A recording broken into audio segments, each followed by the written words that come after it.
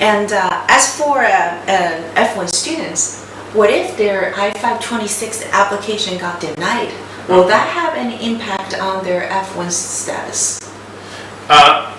Legally, no. Now, I want to say that the likelihood of a rejection of an I-526 application is generally very low.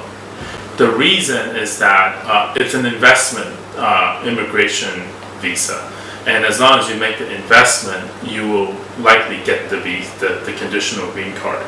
The challenge, the biggest challenge we see will be the source of fund. Right. So if the source of fund becomes an issue, that's where we see the visa rejection. But if that is not the case, then typically there's not going to be a rejection. Now, obviously, having in the rejection is going to be reflected in the system of USCIS. But because you would maintain a valid F1 visa, your F1 visa will still be valid at that point, assuming you continue to go to school. Right. And I know a lot of Chinese investors has little concern over the source of fund, and they think NCOSAM, the U.S.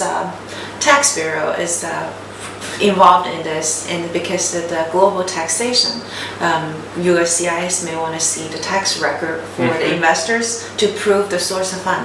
Is there such a thing as they need to see the Chinese citizens' tax record to prove the source of fund? No, it's not required. Now, they do ask if you have it. It would be nice, but it's not a requirement. And in fact, I would say most Chinese investors wouldn't have that information because of how the tax system works in China. That's exactly true. And probably not just China, the rest of the world, a lot of countries, they don't have the complete tax record as in the United States. So it's probably safe to say USCIS just care about how you acquire money from a legal way. They don't care about whether you pay tax in China or not.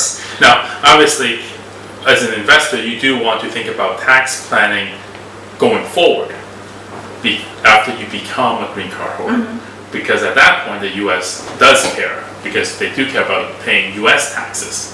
So therefore, you want to plan out your assets at that point. You have to do the plan out after you acquire I-526 approval, or probably before your application? We would suggest definitely before. Before, because afterwards you already become within the system. So now any move would be kind of illegal in a. It would be much better doing and much easier planning out your assets before getting your I-526 approval.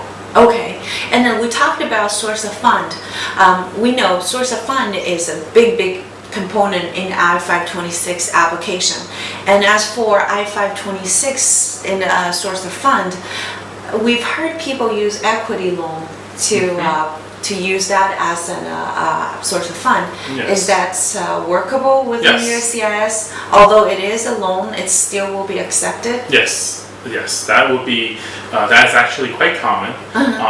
Getting an equity loan from a bank, it's a good way to show a source of fund. Okay. Well, isn't that such language in the program that the fund cannot be borrowed or a loan, but equity loan is a different issue? Yes. In fact, even though we've seen cases where, for example, you could have the husband lending the money to the wife, and then the wife becomes the lead investor in the EB-5 application. Okay. And that's fine. We don't, it's not the best way of doing it, but it doesn't mean you cannot do it. The best way of doing it is if it's a gift from the husband. But it's a loan. But if it's a loan, it's okay. You just have to document it. As long as you can document it, you can invest. So David, can you please tell us a little bit about your firm and how involved you are with EB-5, how many applications that you have been submitted to USCIS for? What's the approval rates? Okay. So so as I said, I'm with Nixon Peabody. We are an international law firm with offices, with 13 offices in the U.S., offices in China, Shanghai, Beijing, and Hong Kong, as well as office in Europe. We have been assisting companies as well as investors with various U.S. immigration issues, including EB-5.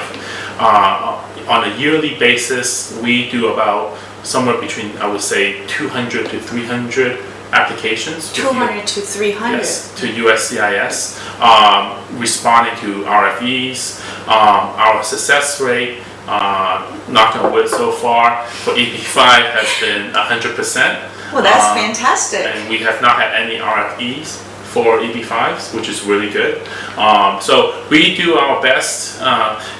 Actually, in terms of what I was saying, is it takes about 2 months to put all the paperwork together for EB-5, right. And we do our best to make sure we cross all the T's and dot all the I's, so that USCIS won't raise any questions afterwards. The reason this is important is because if they raise questions, it will just delay the process. Correct. So obviously we try to, when we review the application, we try to think from a USCIS agent perspective, are there any open ends that we need to address? And so and if there are, we would address it before we submit the application.